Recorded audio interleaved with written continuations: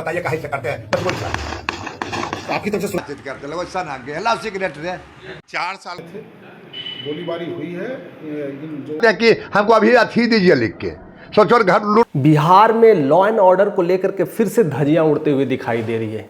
यानी एक पूर्व विधायक अनंत सिंह पर 100 राउंड की फायरिंग, यह क्या बताता है? यह इंडिकेट करता है कि बिहार में फिर से जंगल राज का माहौल है। यानी एक दो गुटों में लड़ाई हो रही है कि इस तरह से फायरिंग हो रही है। यानी बॉर्डर पे अगर 3-4 राउंड की फायरिंग होती है तो एक बड़ा सा डिबेट हो जाता है कि क्या हो रहा है, मुल्क में क्या हो रही है, पता नहीं मुल्क सेफ है कि नहीं। और बिहार में 100 राउंड फायरिंग, यह तो एक बहुत बड़ी सनसनी न्यूज़ हो चुकी है कि 100 राउंड फायरिंग एक बंदे पर इतना करना, ये आपस में क्या दिखाता है? यानी बिहार की स्थितियां एकदम पूरी तरह से चरमरा गई है। पता ही नहीं लगता है कि बिहार में सरकार कौन चला रही है, कौन किसके साथ है, कौन किसके साथ अलग होगा। और इसको लेकर करके कहीं ना कहीं यह मामला काफ़ी सनसनी मचाए हुआ है कि पूर्व विधायक, अगर कहते हैं तो बिहार के छोटे सरकार कहे जाते हैं, बाहुबली कहे जाते हैं, अनंत सिंह पर हमला हुआ है और भी 1-2 फायरिंग नहीं कि 1-2 गोली मार दी और निकल दिए। 100 राउंड फायरिंग्स, जहाँ बॉर्डर पे भी नहीं उतना हमला होता वहाँ बिहार में हो गया। और ऐसी बड़ी न्यूज़ मोकामा के कहते हैं नौरंगा प्रखंड के जलालपुर गांव में हुआ था और वहाँ पर ये मामला का ये शिद्दत को अंजाम दिया गया। तो लगता है कि कोई भी सेफ नहीं है। ऐसी जानकारी मिली है कि यह कारनामा सोनू मोनू गैंग ने किया है। सोनू मोनू गैंग एक ऐसा गैंग है जो पहले यूपी में ज़्यादा हलचल मचा रहा था, फिर झारखंड में और बिहार में उनका दबदबा है। ईंट फैक्ट्री की मालिक है और ऐसी सारी कारनामे कर चुके हैं और ऐसे कई सारे हत्या केस में भी नाम है, मर्डर में भी नाम आया है। ऐसा गैंग का वार चलता है और कई लोग ये भी बताते हैं कि सोनू मोनू का जो गैंग है कहीं ना कहीं बाहुबली अनंत सिंह के पास जो आपस में तनाव का रिश्ता बना हुआ रहता है, दोनों में दुश्मनी का माहौल बना रहता है। लेकिन यह जो भी है, यह कह सकते हैं या तो बिहार में फिर से गैंगवार छिड़ गया है या फिर कह सकते हैं कि एक पॉलिटिकल गैंगवार है, क्योंकि यह हमला कहीं न कहीं एक पूर्व सांसद को हुआ है जो बिहार में छोटे सरकार के नाम से जाना जाता है, जिसकी वजह से 96 हो, 98 हो, 99 हो, उस वही समय में नीतीश को विधायक कह सकते हैं, उनके जो मेन जो हम हमेशा कहते हैं जय वीरू कहते हैं, उन लल्लन सिंह को भी सांसद तक पहुंचाने का काम है। और कहीं ना कहीं बीजेपी का उनका एक मजबूत सपोर्ट रहा है। और अनंत सिंह पिछले कई सालों से जेल में थे, अभी पेरोल से बाहर घूम रहे हैं, पूरी तरह से बाहुबली के रूप में दहाड़ रहे हैं, कर रहे हैं। एक फैसला अब बाहुबली ही लेते हैं। अब बिहार में यानी लॉ एंड ऑर्डर का कोई बात ही नहीं रह गया। यानी बिहार पुलिस जो फैसले लिया करती थी अब बाहुबली ले रहे हैं, जो कि कुछ है नहीं। तो अब बिहार की स्थितियां बहुत सी चरमरा गई है और लगता ही नहीं है कि इस बिहार में सरकार किसकी चल रही है। ऐसा क्यों हो रहा है, क्या हो रहा है? इसको मामले को पहले समझते हैं कि सोनू मोनू गैंग ने ऐसा बतलाया जा रहा है कि किसी एक परिवार के घर पे ताले लगा दिए थे, कुछ मुठभेड़ हुआ था, कुछ आपस में झगड़े हुए थे, उसको लेकर के उनके घर पे ताला लगा दिया गया। उनके घर वाले ने या फिर कोई कह सकते हैं आसपास के लोगों ने फोन किया कि ऐसे ऐसी वारदात हो गई है और डायरेक्ट कुंजी खोल देंगे, अपना अपना घर में रहेगा। तो हम चल गए, जाकर ताला कुंजी खोल दिए। कॉल करता है पुलिस, मामला सुलझाने के लिए नहीं आया करती, यानी सीधा बाहुबली को जाता है कॉल और वहां पर आते हैं और मामला सुलझाने के लिए कहते हैं। इसी बीच में और ये सारी चीजें हो जाती है और 100 राउंड की फायरिंग होती है। और देखो सोनू मोनू है घर में, देखने के लिए गया, उन्हें से भागे लगा तो गोली उसको गड्ढा लग गया कंधा में। चीजें घटनाएं हो, कुछ प्रॉब्लम हो तो पुलिस को कॉल करें। अब पुलिस को ना कॉल कर करके सीधा पूर्व विधायक को कॉल किया जा रहा है। वही एक आता था फिल्मों में, ऐसा हमेशा देखने को मिलता था, जब कुछ होता था तो एक्शन या बाहुबली आता था और सब कुछ ठीक कर देता था। यानी पुलिस तो बाद में आती है। ऐसी स्थितियां बन गई है बिहार की। इसका जिम्मेदार कौन है? अब सभी लोग समझ सकते हैं कि क्या होने वाला है, कि बिहार में किस तरह की स्थितियां प्रकट हो गई है।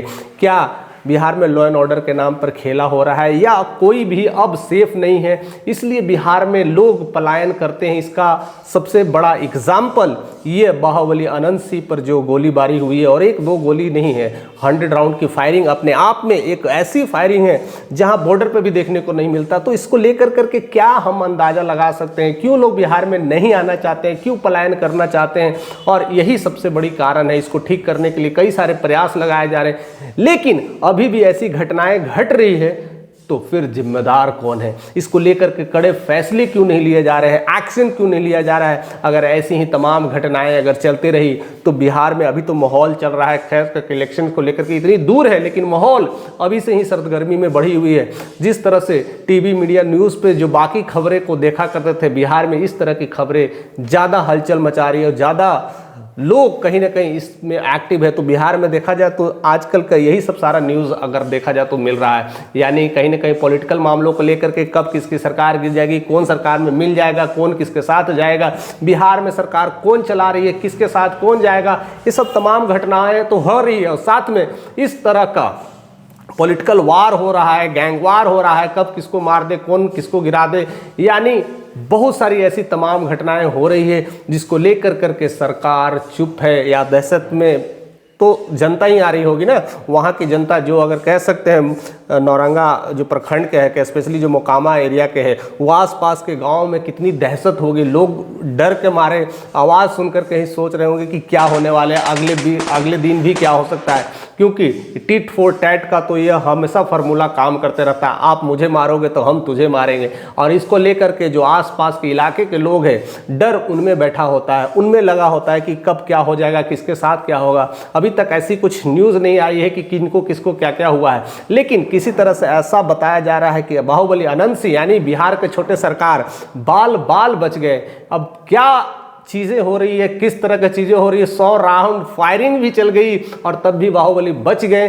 तो बहुत सारा खेल अब बिहार में समझ में नहीं आता है कि ये किस तरह का खेल है, या एक गैंग वार है या पॉलिटिकल वार है। इस सब तमाम चीज़ें ऐसे ही अगर चलती रही तो बिहार का जो इलेक्शंस का माहौल है अब एक डिफरेंट लेवल पे चला जा रहा है। कौन किसके साथ रहेगा, कौन किसके साथ नहीं रहेगा, या बाहुबली ही सरकार बनाएंगे। ऐसे पिछले दशक में ऐसा देखा गया था कि बाहुबली की ही सरकार बनती थी। क्या अब फिर से वही राज आने वाला है, फिर से वही जंगल राज छाने वाला है? क्या बाहुबली ही राज करेंगे, बाहुबली ही अपना चक्का चलाएंगे? इस तरह से अगर ऐसे हुई तो बिहार फिर से वैसी स्थितियां पनप रही है जो पहले हुआ करती थी और पहले से रहा करती थी, जिसके वजह से बिहार में पलायन हो रहे हैं। बिहार में बहुत सारी जो कंपनियां हैं आते आते भाग जाती है। इसका सबसे बड़ा कारण है लॉ एंड ऑर्डर। और लॉ एंड ऑर्डर में इस तरह से गैंग वार अगर हो रहा है तो कोई सेफ नहीं है। अगर हमारे लीडर सेफ नहीं है, हमारे सांसद नहीं सेफ है, हर तरह हर जगह उन्हें धमकियां सब सारे चीज़ें आती। इससे पिछले पप्पू यादव के में भी केस में देखा गया तो वो डर डर के रह रहे थे। उन्हें कई बार ऐसा कॉल भी आ रहा था, थ्रेटनिंग कॉल को लेकर के काफ़ी परेशान थे। यानी वो ऑलरेडी सांसद हैं तब भी उनको इस तरह का माहौल प्रकट हो रहा था कि क्या करे क्या नहीं करे। ऐसी तमाम घटनाएं हो रही है। इस घटनाओं को लेकर के आपके मन में विचार में कौन सी विचार आ रही है, कौन सा मन में विचार कौंध रहा है, आप हमारे तक जरूर शेयर करें। क्या बिहार का लॉ एंड ऑर्डर ठीक नहीं है? क्या बिहार में अच्छी सरकारें नहीं हैं? क्या हो सकता है कि सरकार के नाम पर ये आपस में गठजोड़ कर रहे हैं, तो हम किसको सपोर्ट करें, किसको सरकार बनाएं? इस सब सारी चीज़ों को लेकर के अब चुनौती बन रही है। इसके बारे में आप क्या सोचते हैं, क्या राय रखते हैं, आप हमारे साथ शेयर कर सकते हैं। अगर चैनल पर नए हैं तो सब्सक्राइब करें, क्योंकि ये सब सारे चीज़ों को हम आप तक पहुँचाने की कोशिश करेंगे। ये सारी खबरें हैं क्या सोच करके किया जा रहा है, या बिहार की उन्नति को रोकने का काम किया जा रहा है कि बिहार में ऐसे ही लॉ एंड ऑर्डर को फैलाने की कोशिश में क्या चीज़ हो सकती है। ऐसे तमाम बहुत कुछ खबरें अभी बाकी है, क्योंकि बिहार विधानसभा का इलेक्शन से अभी महज 8 महीने की दूरी है।